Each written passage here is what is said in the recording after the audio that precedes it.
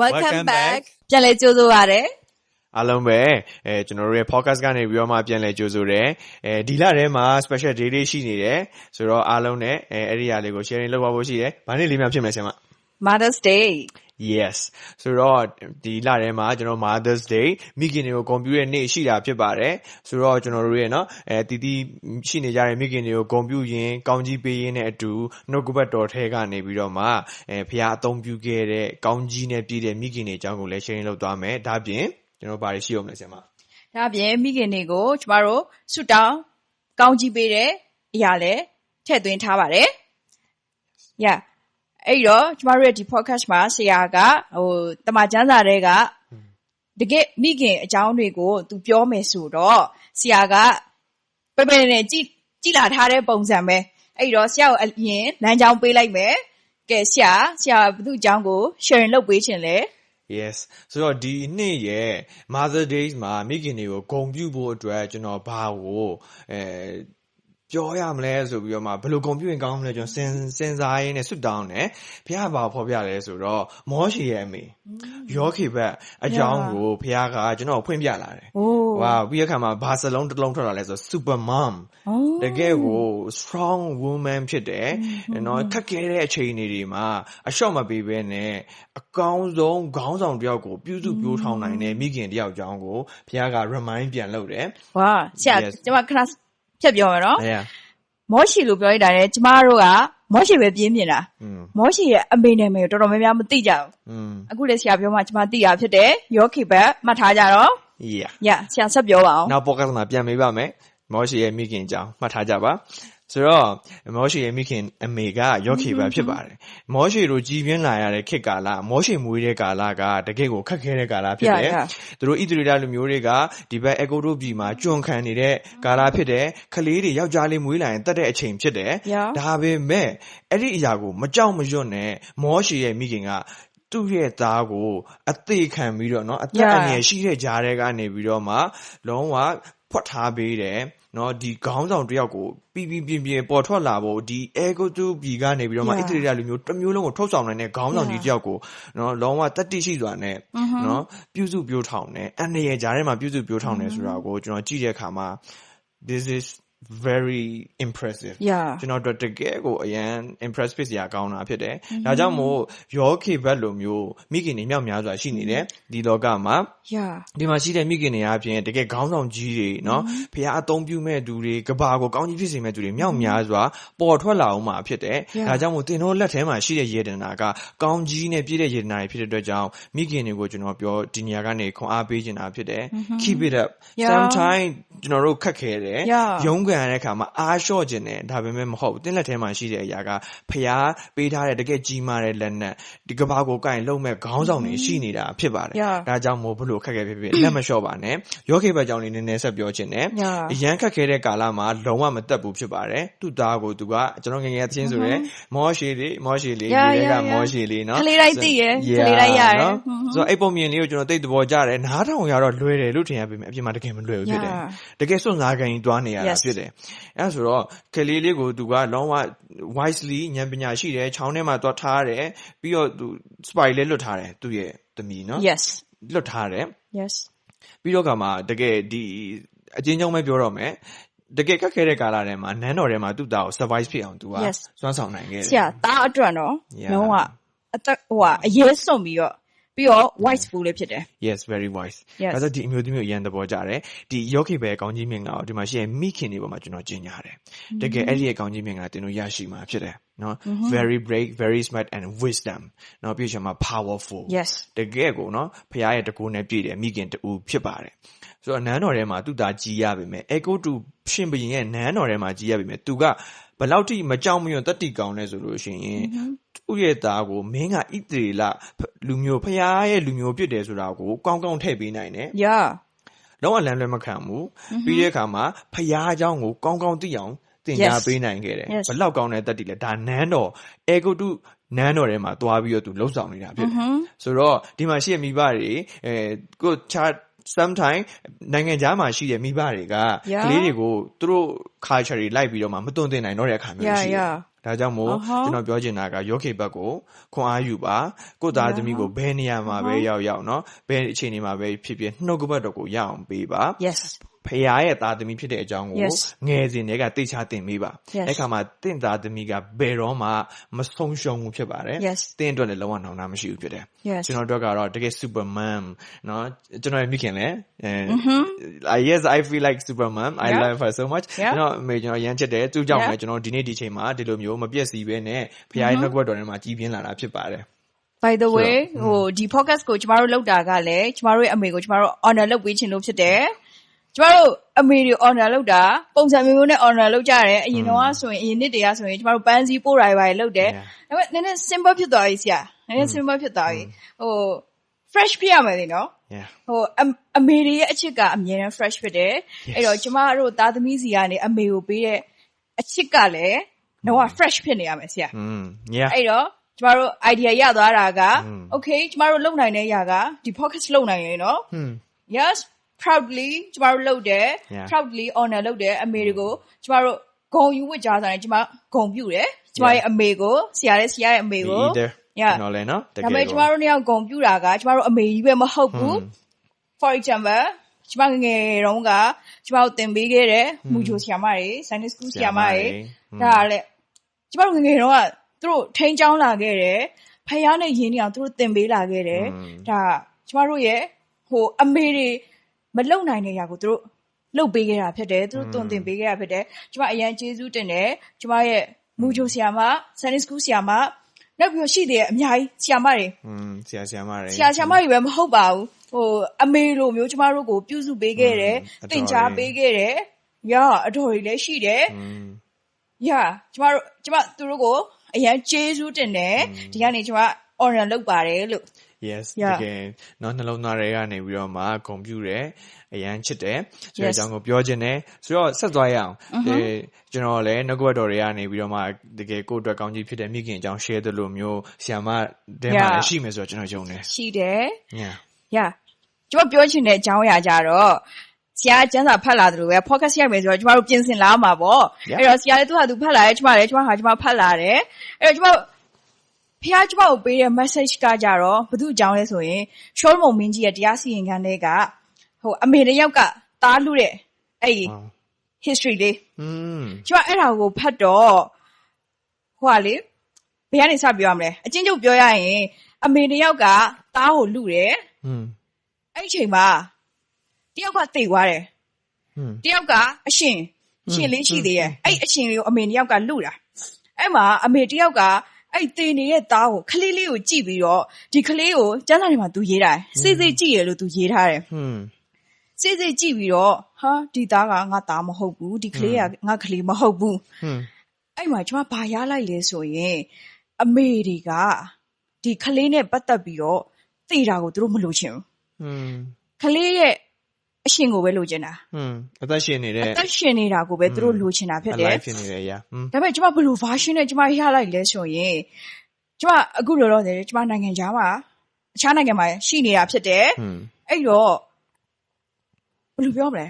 ကျွန်မအမေနဲ့ကျွန်မ contact မလုပ်ဘယ်လိုပြောမလဲအဆက်အသွယ်မလုပ်ဖြစ်ခဲ့တဲ့အချိန်တွေကျွန်မအရင်ကရှိခဲ့တယ် is a သေနေတယ်လို့မရှိတယ်လို့ကျွန်တော် contact မရှိကြဘူးနည်းနည်းဘယ်လိုပြောသွေးအေးသွားအစ်ဆက်သွားကျွန်တော်တို့ရဲ့ communication ကအဲ့လိုလေးဖြစ်သွားတယ်ဒါပေမဲ့ကျွန်မဒီဟာကိုဖတ်လိုက်တော့အမေတွေကသူ့ရဲ့သားသမီးတွေစီကcontact ကိုသူတို့လိုချင်မှာပဲဒါအမေနှစ်ယောက်ရဲ့ relationship ပါသိနေတာကိုဘယ်အမေကမှမလိုချင်ဘူး That's right လောက close relationship ကိုပဲအမေတွေကလိုချင်နေတာဖြစ်တယ်အဲ့တော့နိုင်ငံခြားမှာရောက်နေတဲ့လူငယ်တွေပဲဖြစ်ဖြစ်မြန်မာပြည်မှာရှိနေတဲ့လူငယ်တွေပဲဖြစ်ဖြစ်အမေနဲ့နေ့တိုင်းစကားပြောပါ contact လုပ်ပါရင်းနှီးနှီးအဲ့ relationship ကိုတည်ဆောက်ပါလို့ကျွန်မ share လုပ်ပေးချင်တယ် Yes we need it တကယ်လိုအပ်ပါတယ်အရန်လိုအပ်တယ်အမေအရန်လိုရှင်တာဖြစ်တယ်ကျမခံစားမိတယ်အရင်တော့ကကျမအဲ့ဒါကိုကျမသတိမထားမိခဲ့ဘူးဒါပေမဲ့ဒီနောက်ပိုင်းကျမှလေကျမအမေကိုကျမဖုန်းကိုအကြိုင်းနေမှာဆက်တာမဟုတ်တော့ဘဲနဲ့နေ့တိုင်းဆက်တယ်နေ့တိုင်းမဆက်ဖြစ်ရင်တောင်မှရတဲ့အချိန်လေး အဲ့လိုလေးတော့သွားဖြစ်တယ် Hmm. အဲ့ချိန်မှာ तू အရန်ဝမ်းမြောက်တာဖြစ်တယ် Wow. လူငယ်တွေလည်းစမ်းကြည့်ပါဟိုပြစ်မထားပါနဲ့လို့နော်အမေတွေကိုအေးကျမအဲ့ဒါလေးကို sharing လုပ်ပေးခြင်းတယ်ပြီးတော့လေကျမအဲ့ဒီ story လေးကနေကျမဘာထည့်ရလိုက်လဲဆိုရင်အဲ့တော့ short mom မင်းကြီးက तू ဘယ်လိုတရားစီရင်လိုက်လဲဆိုတော့သူ့လူတွေကိုဓာတ်ယူလာခဲ့အဲ့ဒီကလေးကိုနှစ်ပိုင်းခွဲလိုက်ပြီးအမေတွေကတယောက်တစ်ဝက်ယူလိုက်အဲ့တော့အမေအတူကကြတော့ okay ယူမယ်ဒါပေမဲ့တကယ်အမေကကြတော့သူ့သားအသားနာမှာ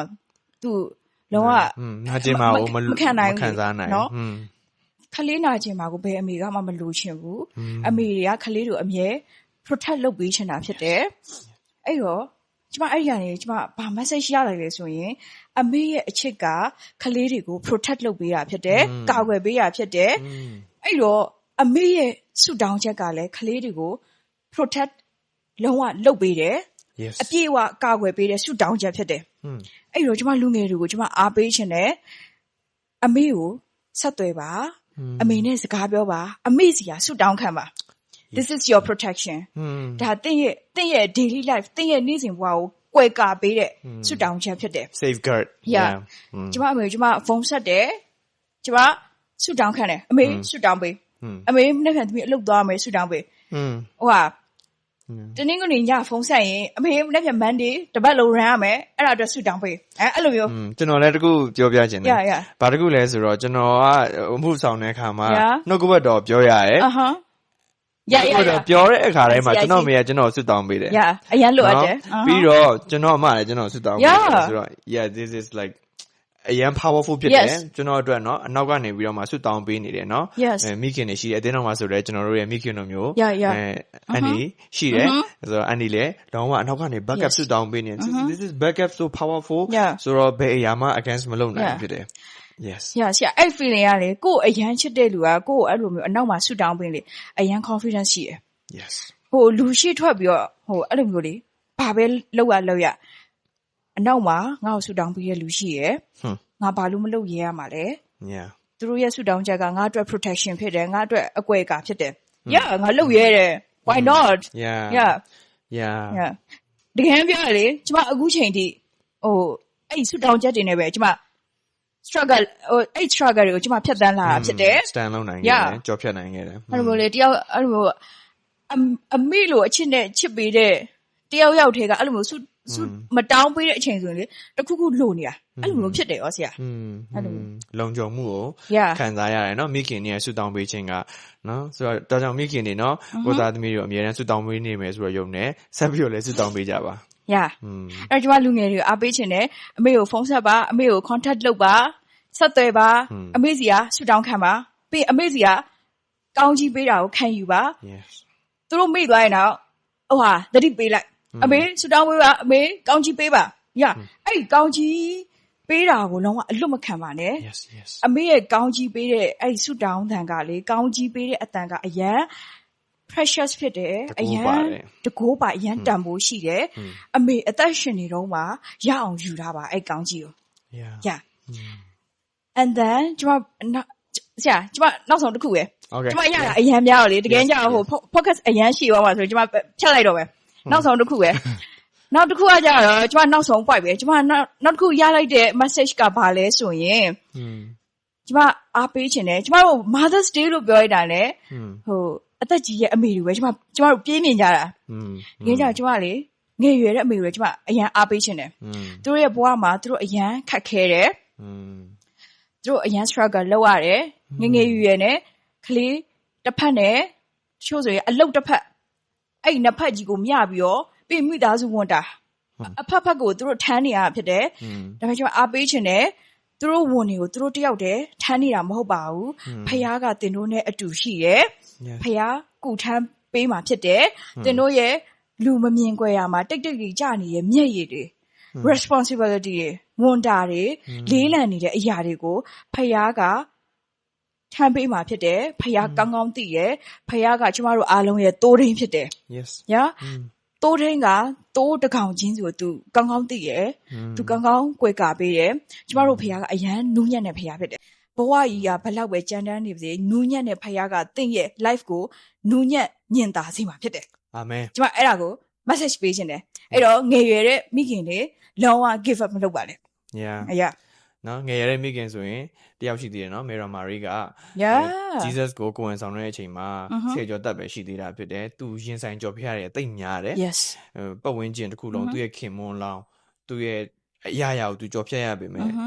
သူကြော်ဖျက်ခဲ့တယ် yeah Jesus ပေါ်ထွက်လာခဲ့တယ် yes ဆိုတော့ yes ဆိုတော့ be courage နော် keep it up yeah ငယ်ရွယ်တဲ့မိခင်တွေကိုအားပေးချင်ပါတယ်တင်က powerful ဖြစ်ပါတယ် yeah by the way ဆရာစကားမဆက်ဟိုဆရာနဲ့ဆရာအမေအဲ့လိုမျိုးနေ့တိုင်းဟိုဘယ်လိုဆက်သွယ်ကြလဲအဲ့ဒါလေးကိုနည်းနည်းလောက်ပြောပေးပါလားဆရာတို့အချင်းချင်းဘာတွေပြောကြလဲအဲ့လိုနေ့တိုင်းဖုန်းဆက်ပြောတော့ဘာတွေအဲ့လိုမျိုးဟိုဘာတွေဆွတောင်းခံလဲအေးအဲ့လိုမျိုးလေးဆရာပြောပြပေးပါဦး နေ့တိုင်းဖုန်းဆက်ရင်တော့အများတန်းစကားပြောတယ်အမိုးကျွန်တော်အမေနဲ့ကျွန်တော်နဲ့တငယ်ချင်းတွေလိုပဲဟာအချင်းနေဘလို့လဲစင်ပြေလားပြောတယ်ပြောရှင်အမိုးကလည်းနေမကောင်းဆိုလို့ရှင်အမိုးကိုဆွတောင်းပေးသလို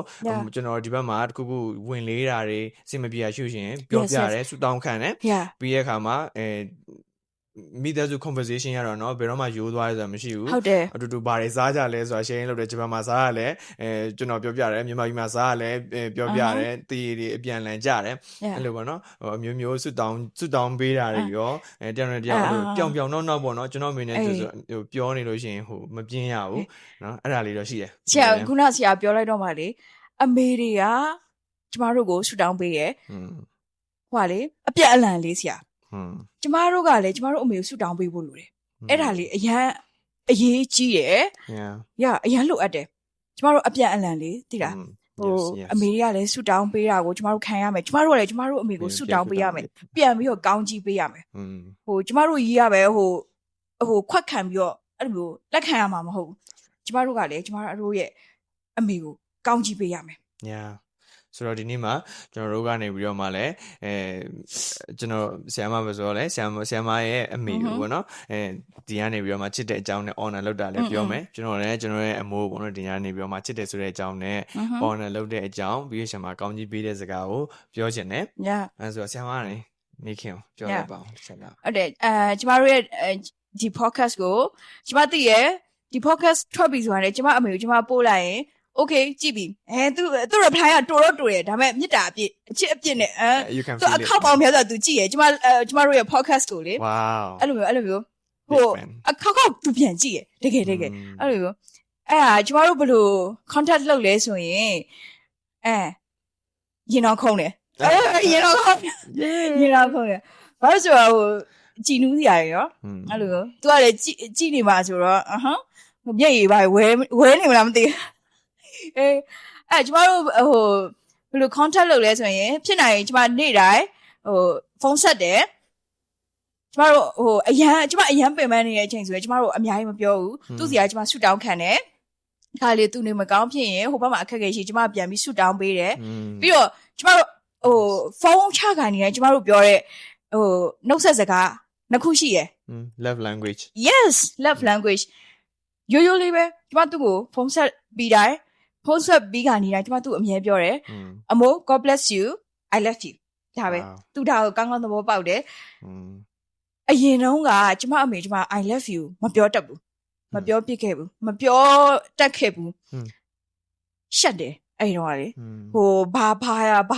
spirit ကြီးကဖုံးလွှမ်းနေလည်းမသိဘူးအဲ့တော့လေဟုတ်တယ်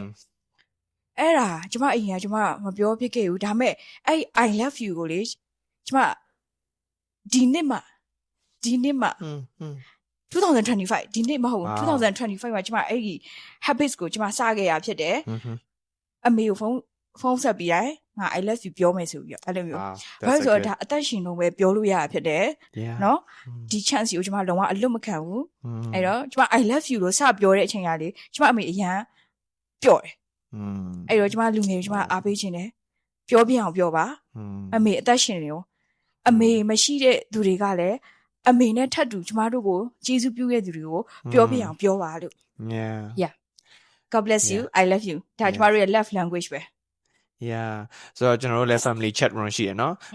morning ဆို good morning and ပြီးရင် blessed day and ဖျားကောင်းကြီးပေးပါစေ I love you ဆိုရနော်ကျွန်တော်ကအမြဲတမ်းနှုတ်ဆက်လေးရှိတယ်ဒါ morning နဲ့မှကျွန်တော်လုပ်တယ်ပြီးခါမှာအလုပ်ပြန်တဲ့ခါမှာမိုးနဲ့အမြဲတမ်းနော်ဟိုဖုန်းပြောရင်းနဲ့တော့ချစ်တယ်လို့တော့မပြောဖြစ်ပေမဲ့ အမြဲတမ်း morning မှာဆိုရင်တော့ချစ်တယ်ဆိုတဲ့အကြောင်းပြောပြီးတော့နှုတ်ဆက်ဖြစ်တယ်တကယ်လည်းမင်္ဂလာရှိပြီးကောင်းကြီးရှိတယ်အမိုးကလည်းကျွန်တော်မိခင်ရလည်းအဲ့မှာပြန်ပြီးတော့ပေါ့နော်ဆုတောင်းပေးတယ်ကောင်းကြီးပေးတယ်အမြဲတမ်း morning မှာပေါ့နော် blessing ကိုခံယူပြီးမှကျွန်တော်အလုပ်သွားနေကြဖြစ်ပါတယ်ဆိုတော့ဒီနေ့မှာလည်းအထူးတလဲမိခင်တွေကွန်ပျူတာအနေနဲ့အမိုးကိုပေါ့နော်ကျွန်တော်ကနေပြီးတော့မှနှုတ်ဆက်ခြင်းနဲ့I love you အမိုးကိုချစ်တယ်နော်အမိုးရဲ့yes Okay အမိုးပြုစုကြည့်ရှုခဲ့တယ်အမိုးရဲ့သားပေါ့နော်ဒီချိန်မှာဒီနေရာမှာကောင်းကောင်းယက်တည်နိုင်တယ်ပြီးတဲ့အခါမှာဖခင်ရဲ့တမန်တော်လမ်းကနေမလွဲဘဲနဲ့ဖခင်မှုတော်ထဲမှာအကောင်းဆုံးဖခင်ရဲ့ကျေးဇူးတော်အမိုးရဲ့ပြုစုဆောင်ရှောက်ခြင်းเนาะတုံတင်ဆောင်မခြင်းတွေနဲ့တကယ်ကောင်းကောင်းကြီးပြင်းလာခဲ့တယ်အဲ့ဒီအရာကအမိုးရဲ့เนาะဖခင်ပေးတဲ့ယေဒနာကိုအကောင်းဆုံးပြုစုခဲ့တဲ့ရလက်ဖြစ်တဲ့အဲဒါကြောင့်ဆက်ပြီးတော့လည်းကောင်းကြီးမင်္ဂလာကိုဆက်မြင်ရမယ်ဒီနေရာကနေပြီးတော့မှအမိုးချစ်တဲ့ဆိုတဲ့အကြောင်းနဲ့အမိုးကိုဂုဏ်ပြုတယ်ဆိုတဲ့အကြောင်းပြောချင်တယ် I honor you and God bless you more and anoint you more ဆရာရှိပြောရနော်ကျမမပြောရဆိုကျမပြောမယ်အမိုး I love you အဲ့ဒါသူကောင်းကောင်းသဘောပေါက်Wow it's so touch it's so touch Yeah ကျွန်တော်တို့ဆိုတော့ဒီလောက် emotional ဖြစ်မယ်လို့လည်းမထင်မိဘူးဒါဆိုအထဲရလာတဲ့ရင်ထဲကစကားတွေဖြစ်တယ်ပေါ့ကရှည်သွားလို့ရှိရင်လည်းအလုံးဒီခံပြီးတော့မှနားထောင်ပေးကြပါနောက်ဆုံးအနေနဲ့ပေါ့နော်မိခင်တွေကိုဆုတောင်းကောင်းကြီးပေးခြင်းနဲ့နော်ကျွန်တော်ဒီနေရာကနေပြီးတော့မိခင်ကြီးအငယ်အလက်အကုန်လုံးเนาะကျွန်တော်ဒီနေရာကနေပြီးတော့မှဆုတောင်းကောင်းကြီးပေးခြင်းပါတယ်သူကကောင်းကြီးမင်္ဂလာကိုခံယူကြရအောင်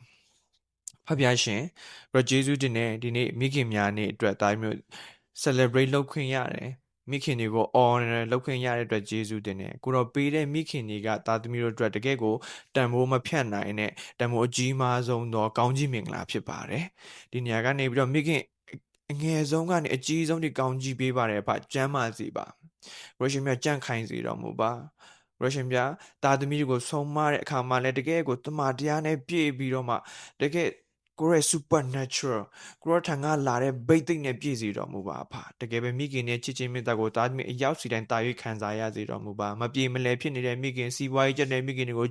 ုပြည်လေရတဲ့အခွင့်ကိုပေးပါမကြမ်းမရှိနေတဲ့မိခင်တွေကိုကြမ်းမာရတဲ့အခွင့်ကိုပေးတော်မူပါကိုရတိုင်းတော်မှာခံခဲ့တဲ့တင်ကြတော်ပဲဒီနေရာမှာကြည်နေတဲ့မိခင်တွေအားလုံးကိုကြမ်းမာခြင်းစေလွတ်တယ်ဟာလေလုယာမလွတ်မမြောက်ပဲနဲ့ချုံတောင်ခြင်းခံရတဲ့မိခင်အနေအတွက်ကိုလည်းဒီညကနေဆုတောင်းပေးတဲ့လွတ်မြောက်ခြင်းရှိစေဖို့ကောင်းကြီးပေးပါတယ်ဖဖျားရှင်မိသားစုအတွက်ရုန်းကန်တဲ့အခါမှာပင်ပန်းမိခွန်အားလုံးနဲ့မိခင်တွေကို correction ဖျားခွန်အားနဲ့ grow ဖြည့်ပေးတော်မူပါအဖဝမ်းနဲ့နေတဲ့မိခင်တွေကိုဝမ်းမြောက်ရတဲ့အခွင့်ကိုပေးတော်မူပါအဖယေရှုတင်တဲ့မိခင်တွေအားလုံး correction ဖျားခွန်အားနဲ့ပတ်ရတော်မူပါ correction ဖျားထွေးပွေးပြီးတော့မှ correction ဖျားရဲ့အချစ်နဲ့လွှမ်းခြုံပေးတော်မူပါအဖယေရှုတင်တဲ့ဒီနေရာမှာကြည့်ရှုနေတဲ့မိခင်အားလုံးကိုဆုတောင်းကောင်းကြီးပေးတယ်ကိုတော့ဘုံတော်ထင်ရှားစေသောမိခင်များကိုရရှင်ပြရဲ့အချစ်နဲ့တွေ့ပြီးတော့မှကိုရဲ့အချစ်ကိုသားသမီးနဲ့မိသားစုတစ်ခုလုံးကိုပြန်လဲပြီးတော့မှစီးစင်းစေသောမိခင်ကြီးတွေဖြစ်စေတော်မူပါအိမ်တော်ကိုကြည့်ရှုတဲ့အခါမှာပင်ပန်းတဲ့အခါမှာကိုရရှင်ပြရဲ့ခွန်အားနဲ့ဖြည့်ပေးပါမိကြောင်းဆုတောင်းပါတယ်တတ်တာရတဲ့အခွင့်ကိုပေးတော်မူပါဝမ်းမြောက်ရတဲ့အခွင့်ကိုပေးတော်မူပါယေရှုတင်တဲ့ကိုရလမှာစက္ကန့်အနံ့နဲ့ကောင်းကြီးပေးတဲ့တပါးတော်သားတော်သခင်ယေရှုနာမနဲ့ဆုတောင်းကောင်းကြီးပေးပါတယ်Amen. Wow. Thank you, Sia. ကျေးဇူးအများကြီးတင်တယ်။နော်မိခင်တွေအားလုံးဖခင်ရဲ့ကောင်းကြီးမင်္ဂလာရှိပါစေ။ Yeah. We are proud of you all နော်တကယ်မိခင်တွေကိုအတွက်ဂုဏ်ယူတဲ့အကြောင်းကိုပြောခြင်းနဲ့ချစ်တယ်ဆိုတဲ့အကြောင်းကိုပြောခြင်းနဲ့နောက်ဆုံးအနေနဲ့ဆရာမဒီမှာကြည့်နေတဲ့မိသားစုတွေကိုဘာပြောချင်သေးလဲ။ comment မှာဟုတ်သားပဲအဲ့တော့ကျမတို့ podcast ကိုကြည့်ပြီးတော့အရန်ကိုလုံးဝအမေနဲ့မိကိုအရန်ချစ်တဲ့အကြောင်းပြောချင်လာတာတို့အဲ့လိုမျိုးဖြစ်လာမှကျင်းသေးရဖြစ်လာခဲ့မယ်ဆိုရင်မဟုတ်ဘူးဖြစ်လာမှကျင်းသေးရအဲ့တော့ကျမတို့ရဲ့အမေကိုဒီ podcast ရဲ့အောက်မှာ comment မှာကျမတို့အမေတွေရဲ့နာမည်ကိုအမေတွေရဲ့ account ကို mention ခေါ်ပြီးတော့ကျမတို့ I love you အမေ I love you တွေကျမတို့ love language တွေကျမတို့ comment ပေးလို့ရပါတယ်လို့ရေးခဲ့ပေးပါမိခင်တွေကိုချစ်တယ်ဆိုတဲ့အကြောင်းရယ်ပြီးတဲ့အခါမှာမိခင်တွေကိုကောင်းကြီးပေးတဲ့စကားတွေကိုကွန်မန့်မှာရေးခဲ့ပေးပါအရောက်စီတိုင်းဖခင်တာရဲ့ကောင်းကြီးပေးပါစေဆိုတော့ကျွန်တော်နောက်တစ်ခေါက် focus မှာပြန်ဆုံကြရအောင် Okay see you all